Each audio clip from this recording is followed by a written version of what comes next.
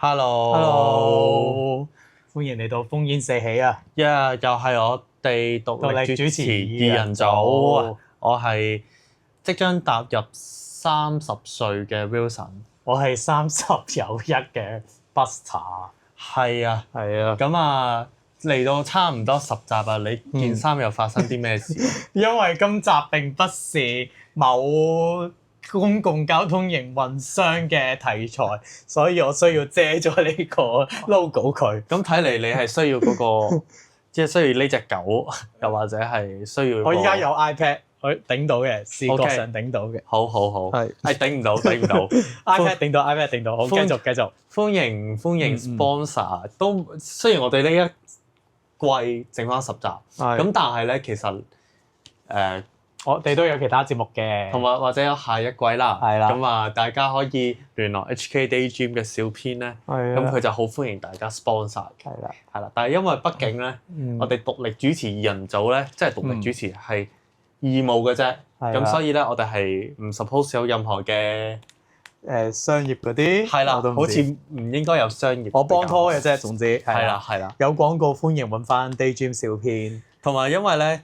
即係有啲唔好意思，就係咧，好似我哋一去到9月咧，就突然間啲集數疏咗好多。係，因為本身其實我哋都要拉疏翻個集數嘅，因為我哋覺得之前出得太密啦。但係其實我哋都係剩翻10集啊嘛。係啊，即係其實某程度上咧，我哋係時候要緊翻啲啦，因為我哋11月1號咧就第100集㗎啦。係，你好想追住11月1號第100集呢樣嘢嚟做？係啊，同埋你諗下喎，其實10月都差唔多，而家已經係第2個禮拜喎，即係剩翻即係唔知，即係今個月就特別長啦。咁但係其實係差唔多都10月尾㗎啦噃。係啊，即係我哋剩翻20零日去做呢樣嘢咯。係啊，咁啊唔緊要啦，我哋獨力主持二人組咧就已經 stand by 㗎啦。係，又要出嚟幫拖啦。係啊，咁啊今日咧。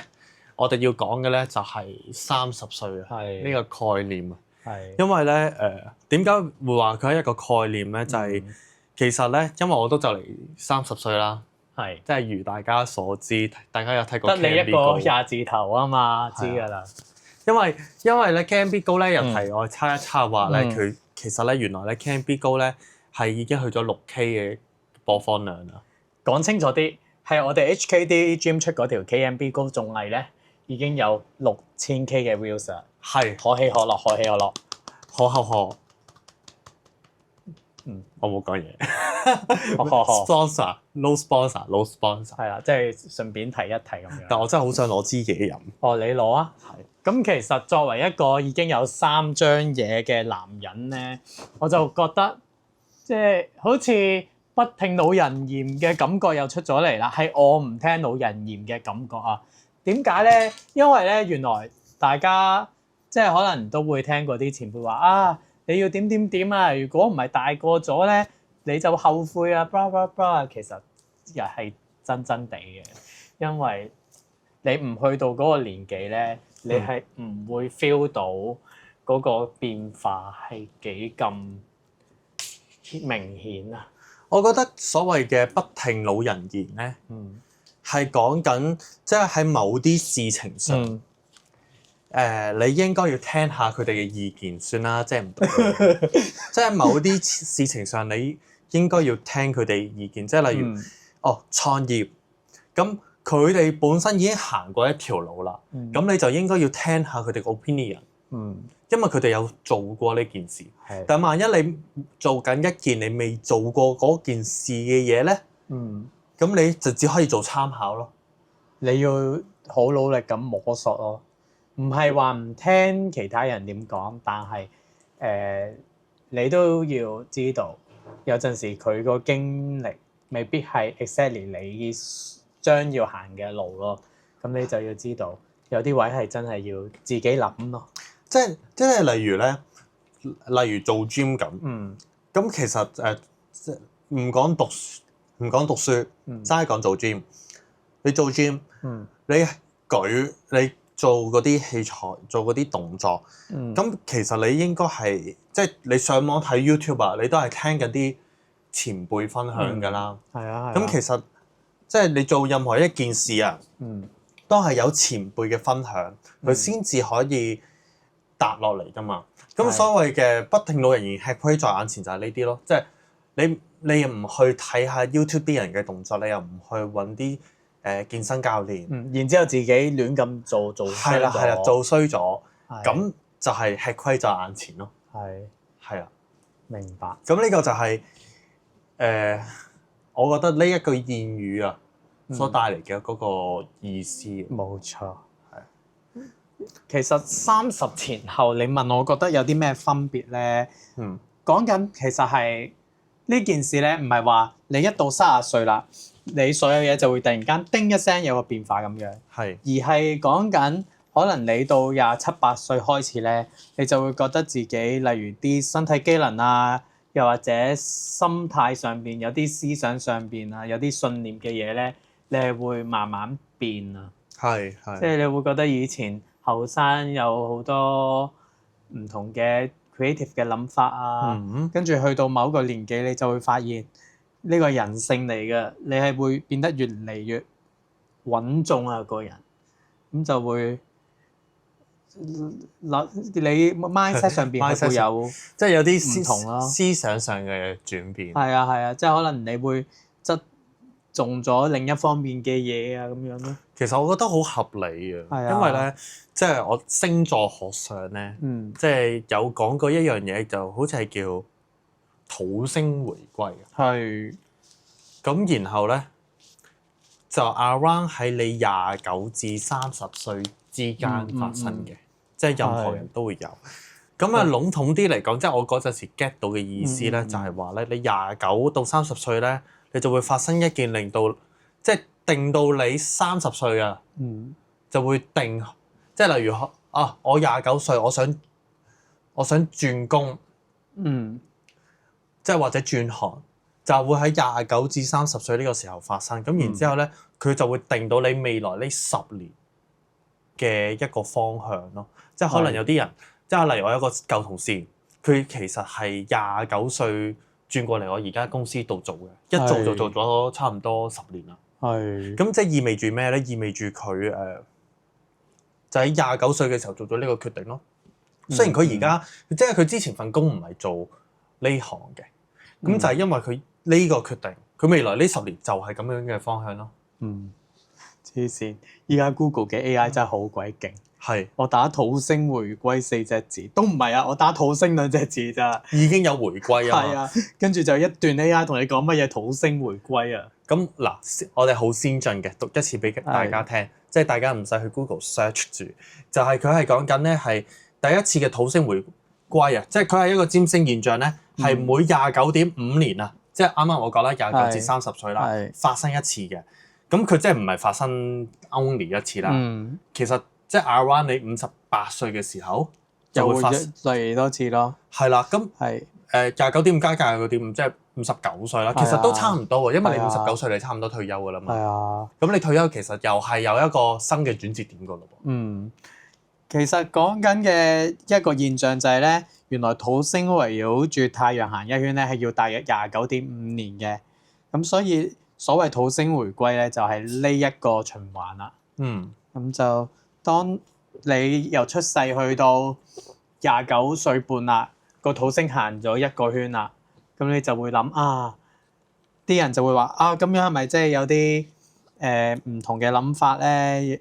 有啲責任上嘅改變啊，或者環境嘅變化咁樣咯。佢就會講咧，土星回歸咧係一個成熟的轉折點啦，責任與評估啦，環境嘅變化啦，自我認知嘅轉變啦，同埋成長與學習嘅。係啦。咁其實都好合理啊。因為咧，其實點解我今日會開呢個題咧？係因為咧我啱哋食完壽司啦，然後咧我突然之間係食到某個位，突然間頂住咗喎。我食唔落去啊！即係覺得個食量突然間細咗啦。咗。但係講緊可能你上一次，即係唔知係咪我今日嘅狀態唔好定係點啦？我上一次係我食咗好高價咁，但係今次突然間 drop 咗。嗰碟生嘅數量係啦，我哋個碟生嘅數量突然之間跌咗一個揼，去咗山腰。真係睇到嗰個變化啦。係啦，即係我就開始諗啊，咁會唔會就係29去30歲呢個概念咧？咁樣係啦，咁其實食量呢方面咧，我係覺得我呢可能6年啦，係25、6歲開始我就覺得係真係食少咗啦，開始覺得嗰啲自助餐啊放題咧冇以前食得咁犀利啊。係啊，即係開始與我無關啊。係啊，講緊係就算你肯去食咧，你夾硬食啊，都會嗰個頂胃嘅感覺越嚟越勁啊！隨住年紀增長，啊咁就真係老啦。係啊，然之後我想講個現象就係咧，我呢幾年即係可能好多嘢發生啦，但係個 result 就係我個人越嚟越眼瞓咯。即係個體力、個精力冇以前咁好啊！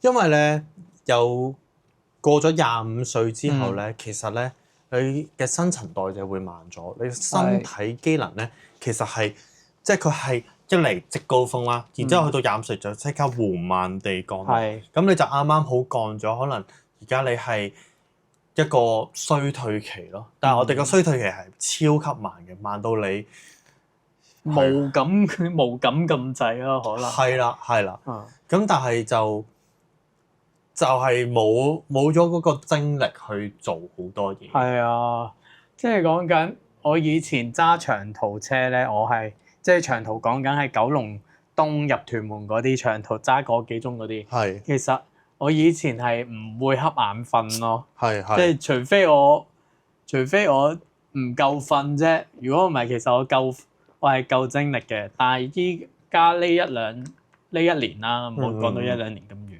係真係覺得好似個人易眼瞓咗啊！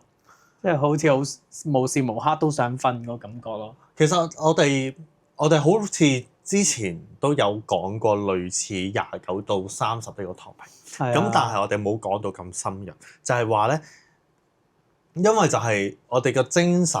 即係我哋可能唔知係咪中咗 COVID 啦，所以我哋先會開始個體力 drop，定係咁講係啦。但係可能係一個 buff 嚟嘅，即係可能我哋本身都已經係呢個 range 呢個歲數嘅 range，然之後發生咗件咁嘅事，所以佢就慢慢咁 drop 咯。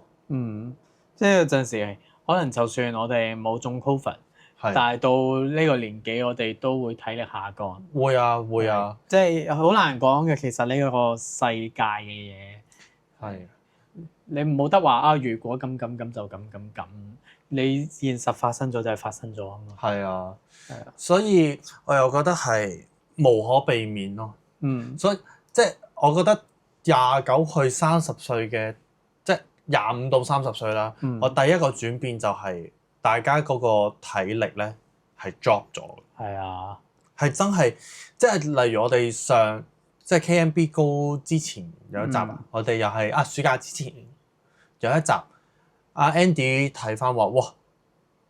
你哋真係攰到一個點啊！我覺得還好啦，可能咁啱，即係例如呢個時間啊，好不容易起咗身食完嘢啦。跟住開始眼瞓啦，又要嚟 roll 機咁樣，咁就有啲眼瞓咯。即係而家呢個位啊嘛。係啊，其實食完飯好易眼瞓㗎。因為我琴日咧同啲大粒嘅同事食飯啦，咁之後佢哋分享話咧，即係佢哋雖然好中意食麵包，好中意食早餐之類嘅嘢，咁但係咧佢哋而家係早餐唔食㗎啦，一嚟就已經係 lunch 嗰餐食飯啫，但係夜晚嗰餐佢哋連澱粉質都唔食㗎。哦，即係講緊其實係隨住年紀大咗，你需要吸收嘅營養都可能有啲唔同。係啦，咁我都開始諗緊，其實佢哋都講得好有道理。但係有陣時我就唔明咯，即係呢啲我哋就要問下啲中醫師或者問下啲營養學師，就係到底即係食澱粉質，即係有個飯氣係好重要啊。咁到底係咪真係？要戒咗佢咧，定係其實即係你食少少咯，即係唔好唔食咁樣咧。你食幾多咧？其實係好需要注意咯呢件事。冇錯啊！接唔到啦，接唔到唔緊要，乜就係不想上了。即係我覺得就係我29去到30歲啦，即係即將踏入啦，即係剩翻呢1個月啦。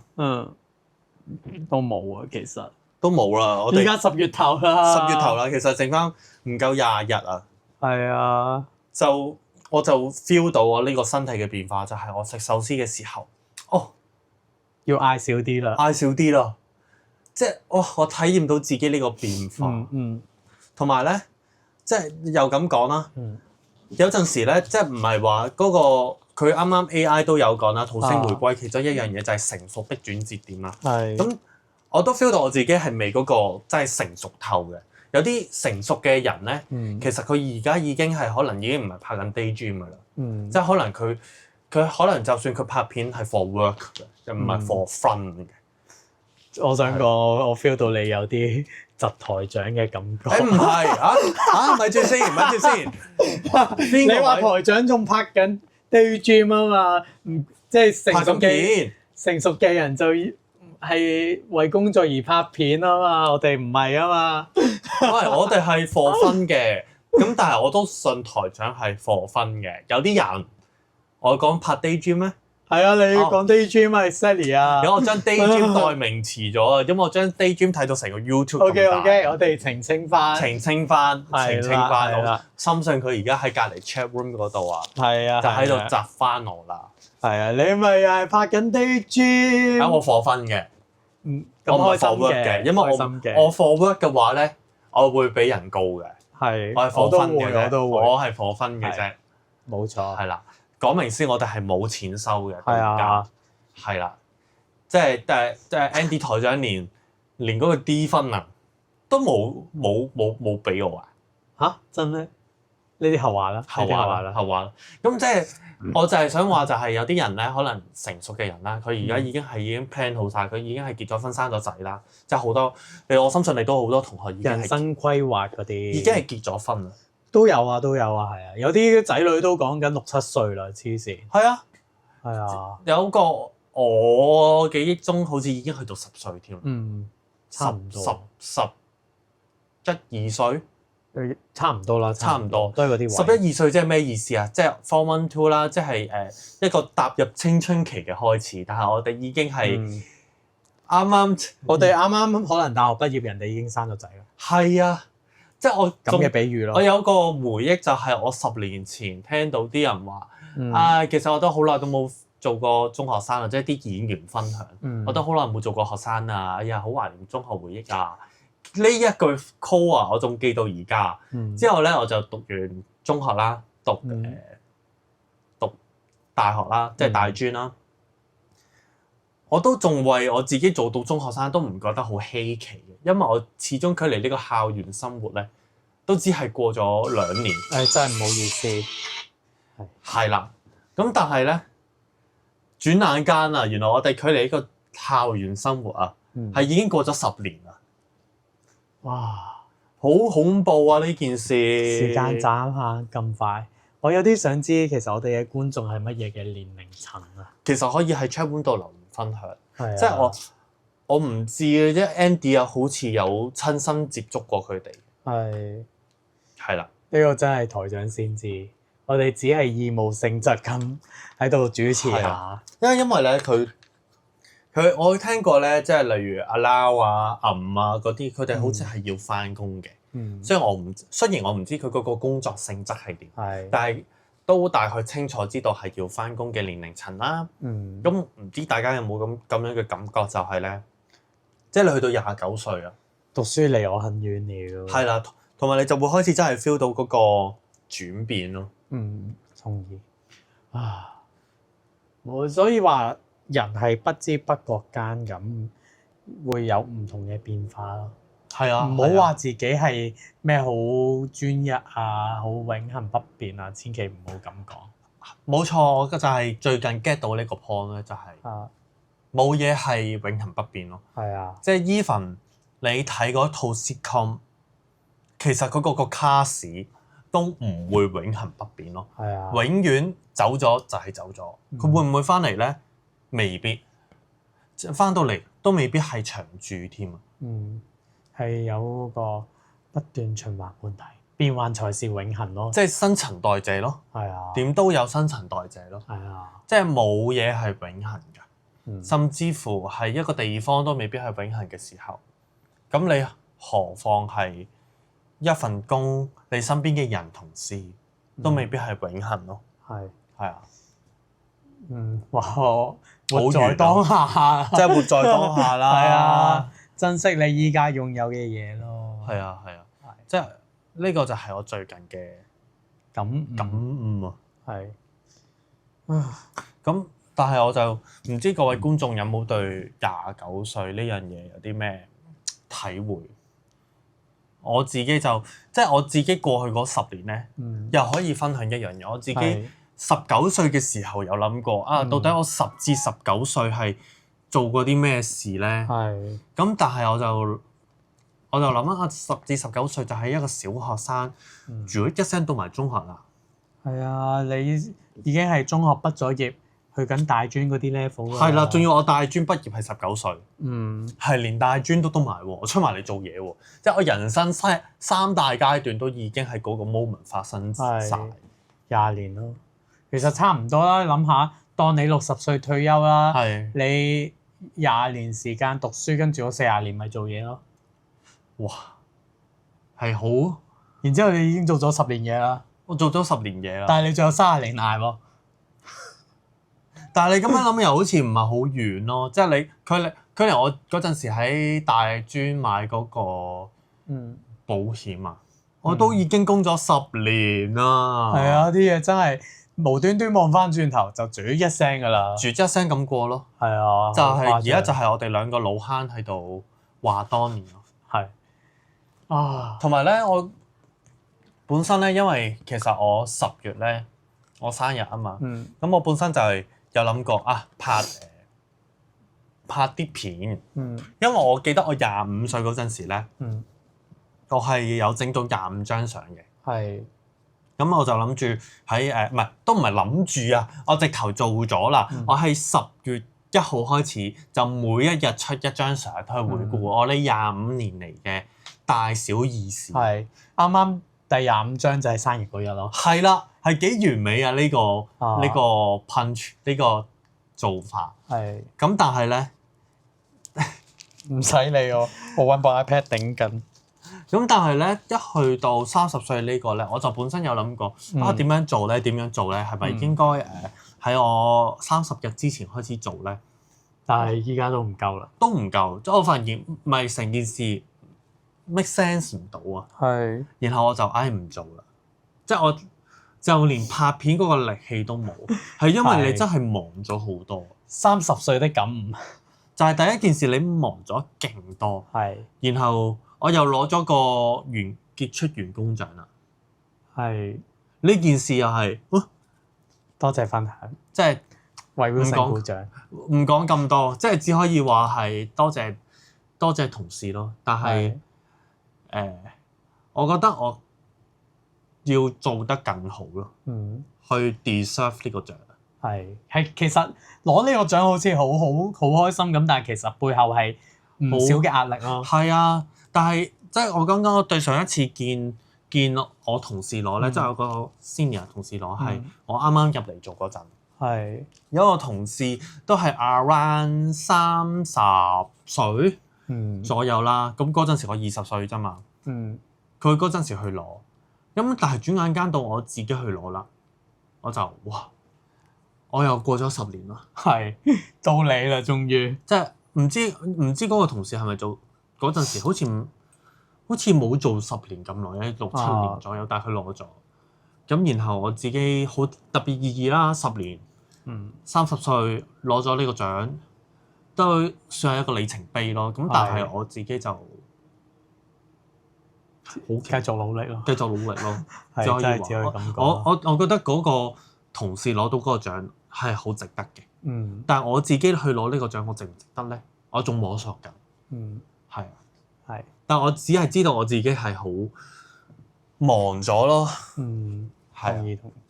我突然間諗起咧，即係我細個讀書嗰陣咧，我係94啦，跟住我哋係睇到我係94，跟住大我1年93、92，跟住我啲師弟師妹就9596呢個年齡嘅分野咧，以前我係界得好清楚嘅。係，因為真係好明顯噶嘛，即係你高一級低一級咁樣。咁但係到我出嚟做嘢咧，就會開始覺得，喂，其實我90幾年出世咪係差唔多，甚至80幾年出世其實都係差唔多，定咪係同事咁樣咯。即係你會發現，你讀書嗰陣，你作為一個學生咧，因為始終你學生中學就係嗰6年，小學就係嗰6年，係大專都冇咁明顯。係，即係嗰個年齡嗰個 range 細咧，你就會覺得個分野好似好清晰咁。但係當你出到嚟做嘢，其實講緊今年60歲嘅人係60幾年啊嘛。係啊，即係講緊其實你70幾年出世、80幾年出世，甚至其實00年出世嗰啲咧，依家都25歲啦，都做緊嘢㗎啦。即係你會發現，其實大家個距離其實好近咯。好近啊！係啊，你唔會覺得嗰個年齡嘅分別係有啲咩影響咯？因為早排咧，我去同啲 friend 一齊幫手幫人哋手做啲嘢。咁然後嗰個舊同事嚟嘅，佢係00年出世。咁佢就分享同我講話，我最近返學校讀書，咁佢同佢一齊讀書嘅人咧係05年嘅。咁佢都 feel 到佢自己00年啊，同05年啊，都已經係有嗰個 gap 啊。即係，但係我又自己咁睇喎，我同一班00後嘅同事係玩得好埋嘅，即係大家可能大家都係summer camp 效應嘅關係咧，即係即係 for 大家話俾大家聽咩叫 summer camp 效應咧，就即係。你喺一個 summer camp 裏邊，你同幾日嘅啫，同啲陌生人玩得好熟。完咗之後，你以為大家會一直熟落去 ？Sorry，just the summer camp 咯。係明嘅。咁但係我唔知係咪呢個效應啦。但係我同一班細過我都5年嘅人咧，係玩得好 close。但係 so far 你喺中學嘅時候咧。你係好難同啲 form 1仔玩得咁埋㗎嘛？即係我中6嘅時候，即係頂多得1兩個，但係佢而家都25歲啦。係啊，嗰個年齡分別。即係你係出到嚟做嘢，大家有嗰個 close 咗，你先至開始好似大家即係95同00，好似差唔多嘅啫。係啊，其實熟唔熟係睇你身處嗰個環境。點樣去令到你哋有嗰個 chemistry 咯？係啊，而唔係關年紀事咯。其實好多係啊，真係完全同年紀係無關。你啱啱講到大專咧，我又醒起我嗰陣有啲叫做 GE course， 即係有啲通識課程啦。